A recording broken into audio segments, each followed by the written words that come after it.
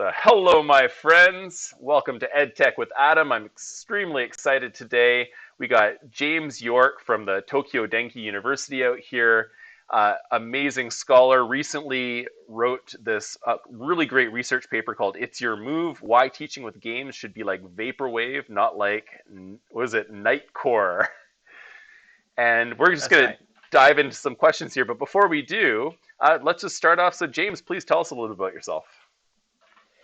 Okay, let's give a quick recap. So basically, I am James from the UK, and I went to, surprisingly enough, I'm wearing my university T-shirt right now, which is good. I went to the University of Leicester, got my master's in applied linguistics in TESOL, and then I started working at Tokyo Denki University, which is a science and tech university in Tokyo, Japan, and I've been working here for 10 years now. And when I started working at Tokyo Denki University, I didn't have a research agenda of sorts. And I look back on my experience as a Japanese language learner and my experiences learning with games. And I decided to dive deep into the world of game-based language learning, game-based language teaching. And that takes me up to today, where I do lots of research on the use of games for language teaching. So it's like actual teachers in the classroom with games and what we can do and what we should do and what we shouldn't do and this kind of thing. So yeah, that's me. That's wonderful. And I noticed that you dabble not only in tabletop games, but also you talk about the affordances of virtual games as well. So how did your background bring you into both of these two different directions here? Yeah, this is an interesting one. So how can we do this? Around 2012, I started to teach my Japanese university students English in Minecraft. I was very interested in Minecraft as a tool for language teaching, and I thought that this particular virtual world had some great affordances, some great potential for language teaching, much more so than so I think that Minecraft fits in between a social world, which we would class as, say, Second Life or Open Sims, these very, very open areas, and then a game, so like an MMO, for example, like World of Warcraft. I found that Minecraft sat beautifully in the middle of these two. So the good things about it for language teachers is that it's very, very shallow learning curve. You get in the game, it's very simple setup. You can play it straight away. The kids are familiar with it. And you can create content very, very simply. The problem with social worlds like Second Life is that it pretty much has a programming language for you to make objects and interactive things inside the game, where Minecraft, it's like Lego, you put blocks in. So my original interest was in using Minecraft as a teaching tool. And I was teaching Japanese students. I went onto Reddit to invite native English speakers to come into the world to help my Japanese students learn English. But it turned out that after the course finished, all the Japanese students left, and I had this world of English speakers that wanted to learn Japanese. So I repurposed the virtual world, and it became a Japanese language school. Okay, so this is the origin of me using Minecraft as a language tool. But I really wanted to use it as part of my general teaching in the classroom. And it just became very unfeasible to bring in 30 copies of Minecraft, 30 PCs. I mean, I was doing this with 10, 15 Japanese students, and there was still tech issues like routers going down or TeamSpeak not working properly, mics, not working properly, not knowing how to use push to talk. I was just like, it's not a very nice expression, but in English, we'd perhaps say I was like a blue-arsed fly. I was just running around left, right, and center, just everywhere, trying to fix these technical problems. So I thought, well, there's got to be an easier way to get games into the classroom and, to have a lot of students working on games. And that's when I transitioned into tabletop games, because it's just the low tech, it's just so much easier to manage. So that affordance really pushed me into the board gaming world for large classes. So that's how I've got both. So my PhD was in the affordances of Minecraft. So it was looking at offline task-based language teaching versus Minecraft-based task-based language teaching to see what the communication differences are. Like if you're talking to somebody while writing on paper versus doing a task in the virtual world, what are the differences in communication styles here? That was my PhD. But my general teaching in the classroom was more board game based. So that's how I have a foot in both camps, if you like. A long story, but yeah, that's how I got a foot in both camps, in virtual and analog games. So. I can totally relate to that too. And just in my experience of teaching with games, Mm. when I've used computer games, even if they're ones that are fairly simple that only require mouse clicks or something like that, it can Mm-mm. be really daunting. And one of the things that's really funny is out here in Canada, a lot of the ESL teachers, they, especially when they're thinking about Asian students, Japanese students in particular, they have this fantastical image in their head of, Japan is the origin of Sony and Toshiba, and therefore everyone Mm-mm. must have absolute mastery over all technology. But we have a vast amount of students who have barely touched computers, and Right. it's just, we have just this assumption that it's going to, they're going to be a certain Mm. way, but it isn't always. It's always something to be very wary about, It's right? the digital native fallacy, right? This idea of, Yes. I think there's two reasons for this. I think that not just Japanese students, but students in general have what we as tech literate older men is the idea of this the tech literacy of students, and we're often quite surprised that they don't know things. I had to teach a student Control C, Control V the other day. Mm-hmm. I think that a lot of it is because students have mobile phones nowadays, where most of the user interface and the way that you interact with it, it's kind of obfuscated. So a Google search nowadays, you can put a URL into the search bar and it'll go straight to the to that web page, or it's very, very Mm-hmm. easy to use. Whereas Mm-hmm. I guess you as well as me, when we were using the internet, we had to be very precise with how we put things in. So yeah, the younger generation, although they are very literate with their mobile phones, when it comes to computers, they can struggle. So yeah, I totally empathize. Yeah, and in recent papers out of the Scandinavian countries, I know in the Nordic EdTech Journal, they talk a lot about, Mm. most of the articles now are about using phones for classes. They're Oh, okay. using WeChat for learning Chinese. They're basically using all these phone apps, and the main reason for that was just that. It was that students now, they're very proficient in that particular technology, but they were coming up against walls when they were trying to introduce, desktop platforms, things like that. Yeah, I think mobile based teaching is pretty essential. I even though I don't use the mobile as, how can I describe it? So my main class is about using board games, but the activities that we do around that, it's very heavily smartphone based usage. I mean, we record their gameplay using the voice recorder. We watch YouTube videos on their mobile phones. We use it a lot. It's very integrated into the class. So yeah, I mean, there's another argument for using the tech that students are used to, is the fact that it's the idea of social capital. It's Mm-hmm. something that they're familiar with and that they know how to use. So to deny them the use of that is kind of denying their social capital in the way of their power in the classroom, if you like. So yeah. Definitely. And speaking of their, well, I guess in a way, kind of social or cultural capital, this Mm. segues really nicely into something else I wanted to talk with you about, which Sure. is you were mentioning how using their phones, recording what they say while they're playing the games, then playing them back later are Mm. really great ways of encouraging scaffolding within the classes. And you also mentioned quite often about the value of using their native languages in this process as Oh well, yes, and yes. how they Mm. could use that and they can compare it side by side to learn things like gambits. Like for me, for Mm-mm. example, actually, we've had a huge amount of Japanese students over the past few years here at my university. And one of the first things we do, of course, one of the first things I do is I start talking about the gambits, because you have all the students say, hey, hey, Machi, like they have all these things, and so I just want to help them because they just don't know what they should say in English to fit that situation. Yeah. But the thing I'm coming to here is the big argument that's happening, has been happening, continues to happen, of additive versus subtractive language learning. And every Mm-hmm. institution, I actually taught in Korea for about probably 10 or so years, and even out here, anywhere I go in Canada and America, English only policies at every single school. No native language, no whatever you're speaking is allowed. I personally am against that, but I'd love to hear a little bit more from you about where you sit on this. Ooh, yeah. I work at a science and tech university, and the students are not English majors.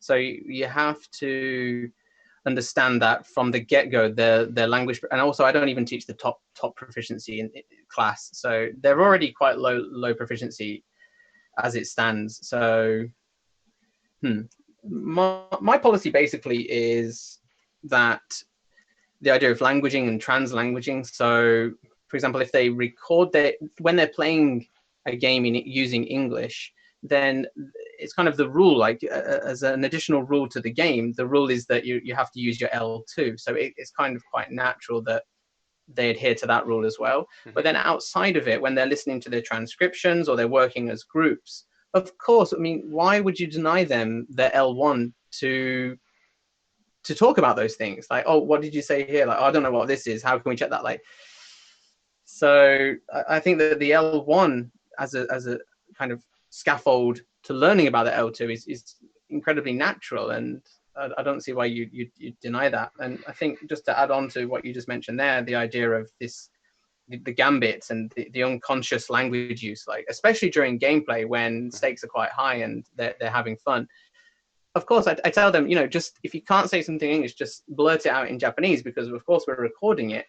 And then afterwards, we can look at their transcriptions and look at all those things that they've said and say, okay, well, how could we perhaps say this in English now? And again, using the native language to talk about what they did and to talk about how we could make it into English for the second play, which was the big point of the ۋaپorWaVe paper, which is slow it down, do things multiple times, and take your time. No, and that's excellent. I as I was reading through the paper, and I saw some comments from other people here as well. I saw, I'm not sure who DM was, but DM Jones, yeah. DM Jones, and so some people in here who are talking about how effective this is and how important this is, and I'm sitting there myself going through each page saying, yes, this is exactly what we need to be focusing on, and really building on that slow movement piece as well. I these days, because I'm at the lower end of the seniority list, I do a lot of subbing in addition to the classes there for all the senior teachers. And every time I sub, they give me a stack of stuff about this high. And I say, oh, that's great. So this is for the next week. No, this is for tomorrow. Whew. All these papers, and it's on a schedule of like, okay, 5 minutes, this activity, 10 minutes, this next activity. And every activity, I'd say the majority of students haven't even come close to maybe even making it halfway through the activity. Yeah. But they're under the impression, and this is something that we talk about in language learning too, about, you got to keep them interested. You don't want students getting bored. You have to make the flow continuous and stuff. But interesting, yeah. But, what about this slow piece? What can you tell us about the value of this versus the value of just getting through stuff for the sake of getting through it? Yeah, so my teaching philosophy at the moment, or what I've come to practice, is this idea of slow teaching. It's not an expression that I was familiar with when I actually wrote my piece, which is called game-based teaching should be like ۋaپorWaVe. Now, ۋaپorWaVe, if the listeners are not familiar, its major aesthetic is that it takes 1970s and 80s pop, most often Japanese pop as well, and it kind of just slows it down by about 50%. So it's this slow kind of dreamy pop music with some modern beats on the top. So the way that I conceptualize this in terms of teaching is that, well, this music is not new. It already exists. So how I match that to language teaching is that pedagogy, the way that we teach, the methods that we use, we're not reinventing the wheel when we put a game in the classroom. Yes, it may require some certain tweaks and stuff, but we're not reinventing the wheel. So take what already exists. If that's a social cultural approach or a PPP approach or a TBLT approach, use that, mold it to the game. So the idea, it's not new. The second part was that, slow it down. So in my own context, I have been teaching this particular course with board games for about 4 years now. And the first year was a nightmare because I was going way too fast. I think at that time I was enamored with the idea of the flipped classroom, which was a bit hype back then, but 4 or 5 years ago. And so I said, okay, we're only going to play games in class. And this is also from a CLT perspective, that having students talk during the class is kind of the pinnacle of the class. Like, okay, Mhm. you should only be having students talk their L2. That is the goal. Now, I don't think that's the goal anymore, but at the time, I was like, okay, so I want to have the students speaking, so I'm only going to play games in the classroom. Learning the rules will be a homework activity. Transcribing, analyzing, all of that will be a homework activity. Mhm. And it just didn't work at all. Oh, and I'd also change the board game once a week. So it was like, we're going to play the game, and next week you're going to play a new game, next week a new game. And it just fell flat on its face. Students would come to school without learning the rules. They would have no idea how to play. They wouldn't know the language needed to play. So instead of this single gameplay session with everything as homework, I really stretched it out and slowed it down. So now we only play the game twice in 6 or 7 weeks. Mhm. So we have the first class is literally the group sitting together, reading the rule book, using the L2, of course, because rule books are complex, they're dense things. Mhm. So they're using their L2 to read the rule book, talk about it, make notes, do a little test play in the L2. So it's like they've used their L1 input to be able to achieve the task of actually playing. Now, when they're playing, they don't know the language they need, so they'll play in the L2 first to get an idea of it, and then make some notes about that. Those notes will then be used in the second week, which is the play session, which is where they come together again, they record themselves playing. So, it's this very slow process of learning how to play for 1 week, playing, analyzing their transcriptions in the third week, replaying the game again, because you have to have a goal for this analysis. If they're looking at their transcriptions, go, oh, you made a mistake here. Oh, isn't this funny? Like, oh, he was really excited here. I've got no idea how to say this in English. Let's ask the teacher. So, Mhm. I mean, if they were doing all that in terms of a TBLT perspective, that could be the focus on form, the end of the task cycle. It's Mhm. pre-task, task, post-task. But I think having done all that work, it really needs to be used for something again. So which is why we do the replay class, and Mhm. then we have the two play sessions which can actually be compared. So yeah, just slow things down, play multiple times. I mean, if you've got a short game like One Night Ultimate Werewolf, you can play 4 or 5 times in the same class, which is nice as Mhm. well. So you've got this task repetition and this slow ramp into proficiency. So Yeah. yeah, I mean, this might not be unique to games. I mean, you could do this with any task. A direction task. Do it once, think about it, debrief it, do it again. And I think that this is very important. And if you have the freedom to do this kind of thing, then you should. And I'm lucky that I do have the freedom. Whereas Adam, it sounds like with his stack of papers, it didn't quite have the freedom to slow it down and enjoy teaching, really. Yeah, of course. And one thing I really like that you added at the end of the paper there was, is this a new kind of like this game-based teaching, or is this just best practice language teaching? Is this just good teaching? And really, when it comes down to it, Yeah, yeah. it's following the prominent pedagogy. It's following the things that we know to be good language teaching, and it's structuring it well. And it's very, I'd say, it's pedagogically sound. It's a very great way of thinking about it. But people still have trouble wrapping their heads around, and this is something that I was thinking a lot about when I was reading your papers, was you really dance around play is learning, learning is play kind of topic, and it's Mm, something that's a very touchy topic for a lot of people, not only for teachers, but I've also found for students as well. Some students, you sit them down to do a mm, game. This could have, like mm, you said, all the structure, but the students sitting down are saying, I don't think this is good. I don't think I'm learning from this. I'm not learning anything. This is just a game. This is just a game. That's the thing that I hear most mm. often. And so from, again, teachers and students, how do you deal with this? What is your approach to this? Yeah, well, my students, they don't really, I think there's a couple of points here. One would be that it depends on what the goal of the students are. If they're taking the class to pass the TOEIC test or the IELTS test or something like this, Hmm. then maybe they're really not for that goal. Hmm. Whereas my class is much more open, so I'm giving them some language proficiency. With the YouTube video watching, we're opening them up to seeing what the L2 culture looks like. So seeing English players and how they react, and matching it with their own reactions. So we can even do a culture analysis at the same time. So it's a lot more kind of broad class structure. And the thing that I always say to students as well is that, especially with board games, the rule books, they're not easy. I say in Japan we have an entrance exam, like in Korea as well, right? They have university entrance exams which are severe.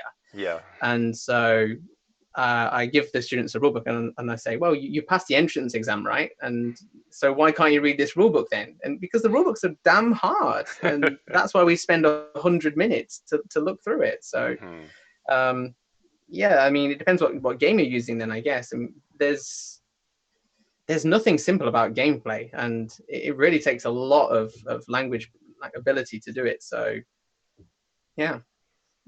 Well, do you ever face any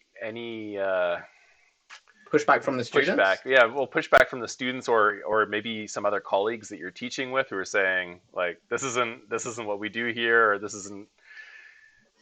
From the students, generally, no. Like I said, it is a science and tech university. I teach 4 different classes. 2 of them are the computer science kids. I say kids, they're adults, but yeah, the computer science students. Yeah. So they are very familiar. They love games anyway. And then the 3rd class is an electronic engineering and mechanical engineering class, and they're also very much into games. The 4th class is one that I do not push back, but it takes a lot longer to onboard them, and that's the architecture students who are not so much, how can I describe, not gamers essentially. So they're into sports, but they don't quickly figure out the complex interactions between like game pieces and things like that. So not that it's pushback, it just takes more teaching. And in terms of colleagues, my university is quite free in that it lets me teach how I want. The only thing that I have had said to me in the past is, and this is an important point, I think, a colleague said to me, "Oh, you're only using games because you want to look popular amongst the students," right? And I think that kind of thinking might be quite common that might be a common perception of people that are using games in the class, which means that if you are using games as a teaching tool, you actually have to be doubly solid on the pedagogy and your teaching. You really must. What am I trying to say? Like, if you're using maybe comics or literature, like Shakespeare in the classroom, your teaching could be crap, but it's like, oh, he's using Shakespeare. It must be amazing. Whereas if you're using games, you actually have to be a lot more careful and particular about how you teach in a way, which makes you level up. So yeah. And that really highlights a couple of the Japanese phrases that you brought up in this paper. You talked about hyomenteki, like the superficiality of like the image of what games are, and also the tsukaiste, like just their one-time use. They're not here for. They're not like Shakespeare, something that is tried and tested hundreds of years. Everyone respects it. These are like, oh, good for you. You played a game. You did it for 20 minutes and then you finished. Great. That's what anyone would do. But to actually use it in your core curriculum, right? Yeah. And I think that's a problem with. Go on. Sorry. Oh, no. Please go ahead. Okay. Yeah, I think. Like language teachers, there's a couple of things. Language teachers use games a lot without them knowing. I mean, so in terms of the research literature on games, your mind, for me at least, goes straight to Call and MMO studies and geeks and super tech literate people. That's where my mind goes to when I think games and language teaching. But actually, the boots on the ground teachers, which is the comment that DM Jones, who commented on the paper, he came up with this idea of boots on the ground teachers, that they are using games all the time. And this could be a find somebody who, or 2 truths and a lie, or some kind of icebreaker game. So the idea of games in language teaching, it's very common. They're being used already. My only argument is that they're perhaps being used as literally just icebreakers, or just as like a treat on a Friday, or once the textbook. I mean, there's a paper that's in review now for the journal, and he talks about the idea of using games after the textbook. If we rush through the textbook's content, then we can use the game at the end. I'm like, well, no, because it's not. It shouldn't just be a treat. It should be integrated. You know, can you not gamify, or can you not make those activities into the game? So, yeah, I think that the integration problem is, yeah, it's big. And this also comes back to, you know, our obsession with the MIC education kind of thing. We have the standard way that we do education, that we experience education, and for you to come along like this and kind of mix it up, it's really kind of interrupting the status quo in a way, right? Yeah, for sure. I'd like to think so. Yeah, and so one other thing, I kind of going back a little bit to talking about the reception from students. Have you noticed much of a difference between the reception of games by gender? And this might be a touchy thing, but again, in my experience, I actually found quite it wasn't something like the woman in the class didn't want to. It was that they were so afraid of what the men in the class would think about them if they Interesting. engaged, especially if it was an electronic game. If it was a board game, it wasn't as much of an issue. But for electronic games, anything that was like console based, something like that, there was a bit of pushback, but it wasn't. It was very socially influenced. I'm wondering if you experienced that in your process as well out there.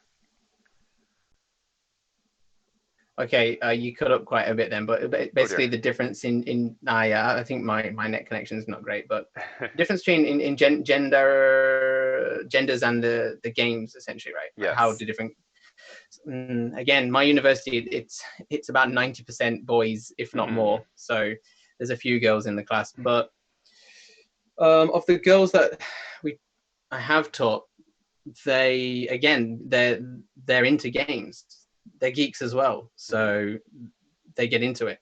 And personally, I don't know if it's an adolescence thing, you know, the bit of sexual tension or whatever, but I find that the group, or maybe it's just because there's girls in the group, I don't know, but the groups that have girls in, there's a lot better chemistry. There's a lot more laughing and joking, and they kind of, the girls, again, I don't know if this is stereotypical or what, but the girls in the group, they seem to help the group gel. And I've had a very nice situation where a group of eight with about 3 girls in, after they finished my course, they shared emails, and they actually went out for like a meal together as like a little gaming group. So yeah, so the answer would be, I don't think there's a difference, but I do think that having a mix of genders can help bring out some nice chemistry. So yeah,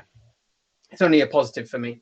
Well, that's great. That's great. Yeah, it's good to hear. I know a lot of other teachers have had better experiences than I have. I've had just a few classes that were, they definitely had some difficulties for this, but there are a lot of other classes that I had that had no problem. So it could be, yeah, a variety of things there. Yeah. And again, it's because my context is, it's very, very heavily male weighted. So if you were working at, say, a liberal arts university that's opposite 90% girls, maybe it's a different situation, but I just don't have that experience, so I can't comment on it. And also in your experience, I gather that a lot of your teaching context is monocultural, so you just have mostly Japanese students there. Yeah. Have you tried or heard from other teachers, professors that have tried this in their classes with multicultural classes? Multicultural classes. The only person that I know that's doing teaching in a multicultural context like this is Zach Hartzman in New York City. Yeah, I just talked with him a couple of weeks ago. I think his context is the most multicultural of the people that I know. Yeah. And then DM Jones on the boards here, on the Slack group that we have, he I might be getting this wrong, but I think he taught, based in Canada again, he taught, I want to say Somalian refugees, or he taught like a class of refugees that were trying to integrate, and he used some games in the class there. So yeah, it is being used, but my own context is, yeah, clearly not multicultural. So Right. I think the last thing that I wanted to talk about here, one thing that I really liked is the mention also by DM Jones, which was about portfolio building and how all of this can go together. What's clearly it's something you were also engaged in as well when you're getting these students yeah. together, they're making these recordings. Did you get them to organize all of these into some portfolio, and how did that work out in the class? Yeah, so actually I made a workbook for the Yeah, students. It's about 130 pages where they have to cool. fill in all of their analysis work and their final projects and stuff like this. So I use this as a record of what they've done. So for example, I mean, this is all just made on Google Docs, and I was printing it every week. And I thought, I could probably make a workbook from this. So just through my university's publisher, they just came up with this. They allowed me to print this. So this is what I use as their portfolio. And then at the front, it's kind of for grading. I have, you won't be able to see, but essentially at the front, it's each week and what we're going to be doing, the points that they'll get for successfully completing these activities. And then I just, tot it up at the end, and we get a final score. So at the end of the semester, I go, oh, let me check all your work. For example, I mean, I don't like gamification. I'm a real anti-gamification person because, we have grades anyway. So, for example, I would have some students not do transcription work. And I think that they should be punished for that because the way that the transcription activity works in my class is that the recorded audio gets separated into the amount of people there are. So if it's 30 minutes and then 6 people, they'll get 5 minutes each or something. So everybody needs to do their part so that they can then analyze it together. So if students are not quite doing their part, I think that should be punished, or they shouldn't be rewarded. So that's education. You get points and grades for doing well in the class. So that's how that's why I don't think we need gamification. But yeah, the transcriptions, obviously they have a recorded memo of what they've done. They can see, there's an example I think that I put in that paper, and it's in another paper of mine where I showed the first gameplay session where it's just laissez-faire. It's just you can speak whatever language you want, and it's 90% Japanese, and I don't punish that. I'm like, that's fantastic. Look at all this data we have now for translation and to work into their L2. And then, of course, because it's in the book, the second gameplay session, you can see how they've improved and they've changed those expressions into English. So for me, that acts as the portfolio. Yeah. Very cool. No, I like that. And speaking of that, so for teachers who want to get into this, so I know actually Zach Hartzman on his website, he actually has all of his little lesson plans and things like that for all the games that he's done. Is that, like that book there, is that something you plan on possibly publishing in the future along with a recommendation? And what games are you currently engaging in with it? Yeah, I mean, my paper on the LLP journal website, this is my walkthrough guide. So the journal that I co-edit, we have three paper types right now. One is an article, which would be a traditional kind of research article. The second is a walkthrough, and if there's any gamers that are listening to this, you'll be familiar with maybe game facts, where you go and you look at, say, Final Fantasy VII, like how to play from start to finish. So we have this publication style, which we're calling walkthroughs, where it's just a teacher's very deeply described teaching methods. And in my walkthrough on this particular class, it's got all of the classes, how I teach them all, what I did, what the students did, examples of work. And at the very end in the appendix, there's links to worksheets, because this book, it's based on 4 cycles of the same framework. So I mentioned that we learn, then we play, then we analyze, replay, and then report. So this structure, it's 4 times. So the worksheets are only limited. and they're all available for free online and on the website and stuff. So I think I need to push the framework a little bit more and get more people interested, because it's based on TBLT. It's got task repetition. It's very much CLT oriented. It does have some connections to cultural learning and digital literacies. So it does tick a lot of boxes, and it is an out of the box framework that the teachers should be able to use. So yeah, if you'd like to use it, check out LLP website or get in touch with me or Adam. So, yeah. Definitely. And I'll give all the links. They'll be in the description below here, so you can just check down the description, and all the stuff from James here will be available. You can go check that out. Yeah, please do. I'm actively looking for people. Adam just mentioned, have I tried this in a multilingual context? Have I tried this with girls? I haven't. And I'd love to see people use it and give me their feedback, and then we can publish a paper on it. So I'd be very happy to have people use this framework. Sounds very cool.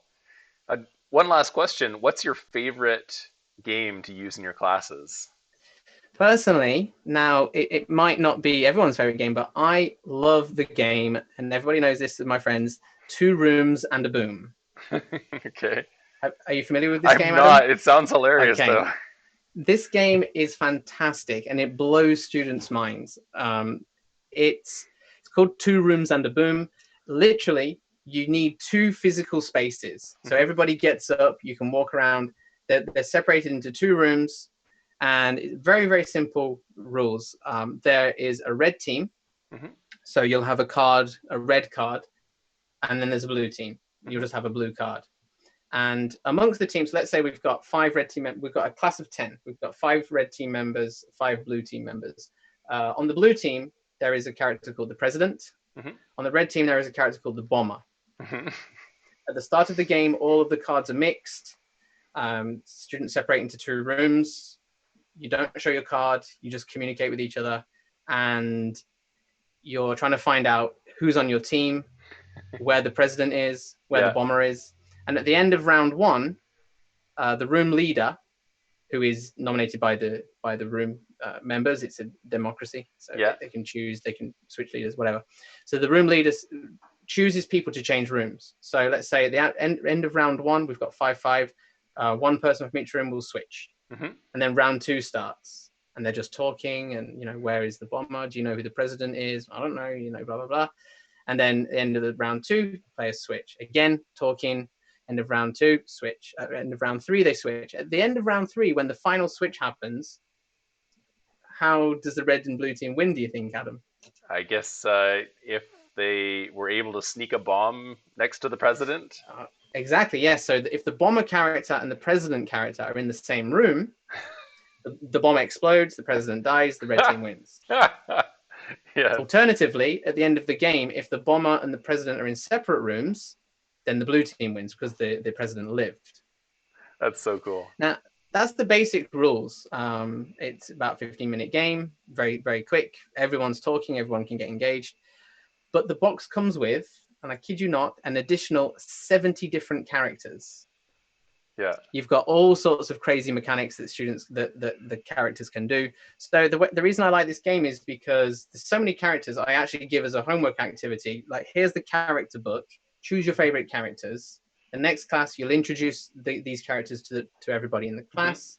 Then we'll choose the favorite ones, and we'll put them in the game, and we'll see what happens. So it's just a really customizable, interesting, fun, active game, and I like it a lot. Yeah, that's very cool. I do the same thing with Werewolf or Mafia. Where you have all the different characters. You have the werewolves, you have the detective, the doctor, and all that kind of stuff as well. But I like the sound of that. I'm definitely going to check that out because I love the... Yeah, I think it's free print and play as well on the website, so you can get it for free. Very cool. And you can play with a deck of cards if you need to. Very cool, yeah. So you can just get anyone in, and it sounds like a fun game just for the students to go and maybe play after class too. They can go and... It's also a game that you can't play very often. You need a lot of people, so... So for me, it's like I can play one like Ultimate Werewolf all the time online, but to play Two Rooms and a Boom, I need like 10 people. I need 2 rooms, So yeah, when I get into the classroom, I'm like, yes, today we can play, and because I'm excited, they feed off me. So yeah, it's fun. Of course, and that's so awesome. It's great to hear that you're using these kinds of things, and the students really get into it. And The teachers too. The teachers are really into it. If you enjoy it, and that's probably the biggest downfall of most game-based activities when the teachers go into it cynical. They're not into it. They're just like, I saw this. Let's just give it a try. If they're not wholeheartedly in it, it's not going to go right. Yeah. As a teacher, I'll often, with the shorter games, I'll often join because after I mentioned that we do the same teaching cycle 4 times. The Mm-hmm. first 2 times are games that I have chosen for the students to play. So it's very, very structured. I know the rule book. I can keep them all on the same page. Mm-hmm. But in the fall semester, when it's their choice of games, I might have 6 or 7 groups of games going on at the same time. Wow. And they are in charge of running the cycle themselves. So Right. they choose the game, they learn it, they play it. But at that time, I'll look around the room. I'll use a whiteboard, write some words that they might need. But I'll often join a game as well because remember they're recording it, Mm-hmm. so I give them that native English, data for them. Yeah. So I often join games, and I have no problems with that. So it's like a fun class for me too. Sounds very cool. And I can't wait to try this as well. I just love your the methodology that you've laid out here and the way that you can approach these. So I'm definitely right away, as soon as I get a class, I'm gonna be trying this out. Yeah, please do. I'd love to hear how it goes, man. I'd love to hear it. Yeah. For sure. Well, thank you so much for joining today, James. Are there any other things you'd like to mention before we wrap things up here? Yeah, just final thing, if you don't mind, I'd just really like to plug the journal that I'm co-editing, which is called Ludic Language Pedagogy, Mm-hmm. and we are publishing works on the intersection of games and language teaching. A big emphasis on the teaching. So, any article that we publish, it needs to have very strong ludic, so the game or the play element, the language, so very big focus on what kind of language you're teaching, and finally the pedagogy is a big focus as well. So if you are a language teacher using games in the classroom, come and pay us a visit. There's a place for you to publish your work. And definitely Big check that out the off again. website. Amazing articles written on there, in addition to James's as well, and some really, really cool stuff to read. And I love the decorations. A lot of the articles as well, they're decorated really nice. It's a really great place to learn more about using games in classrooms. So we started the journal. I mean, this is probably off topic, but we started the journal because, unfortunately, I think things like Calico and Recall and Call, they seem to be the only places where you can publish on games. And Mm-hmm. a lot of the studies, they're just about MMOs, which are not applicable to classrooms at all. Mm-hmm. And my own work with board games. I mean, me and Jonathan, who run the journal, we do use board games quite heavily. I mentioned because of the logistics situation, it's much, much easier. But where do you publish on that? If it's not a digital game, I mean, I could try and frame it from, well, I'm using smartphones as a scaffolding all the way around. We're using YouTube, we're transcribing, but that's not the core of it. The core of it is the ludic element. So Mm-hmm. the reason that we started Ludic Language Pedagogy is, well, ludic is not a game, so it can incorporate play, simulation, serious games, role plays, anything really. So yeah, hopefully it takes off a bit more because I think there's a lot of people doing things, very interesting things with games. Yeah. I hope so too. And like you were saying, there aren't really that many spaces. And even when the other journals like Recall and Call, even though you could publish there, a lot of the times the themes that they're what do you call it again? When they're making announcements for Call like for papers and call for stuff. papers. When they're doing a Yeah. call for papers, and it's very rarely that themes would really allow you to contribute to something like that. So it's really great to have something like the LLP journal there. Yeah, I think LLT, the Language Learning and Technology, they have special issues on. I think they had one like learning in the wild, digital games in the wild. This idea of autonomous learning or learning outside of school. Again, that's not our focus. Our focus is, as a language teacher in the classroom, what are we doing? So of course that kind of paper is interesting, in the digital wilds and autonomous learning, things like this, but it doesn't help teachers. Of course, yeah. So we are very much teachers first over at LLP. Yeah. Yeah, and that's a really important point too, because again, a lot of papers, a lot of research, it's not built for teachers. It's not built for actual teaching practice. It's a lot of them are theories, a lot of things where people are talking about stuff that you might or might not actually be able to use in the classroom, whereas your paper actually has teaching notes and actually outlining ways you can use this in the classroom, which I think is extremely valuable. Yeah. Yes. Thanks. All right, so I'll wrap things up here. Once again, thank you so much, James. It's such a pleasure to have you here, and thank you for giving us your time. It's great to learn from you, and absolute pleasure. Yeah, I look forward to hopefully reading some more of your papers in the future and seeing where everything goes with the Ludic Language Pedagogy Journal. Thanks. And yeah, hopefully you have a wonderful day here. Yeah, just starting. Yes.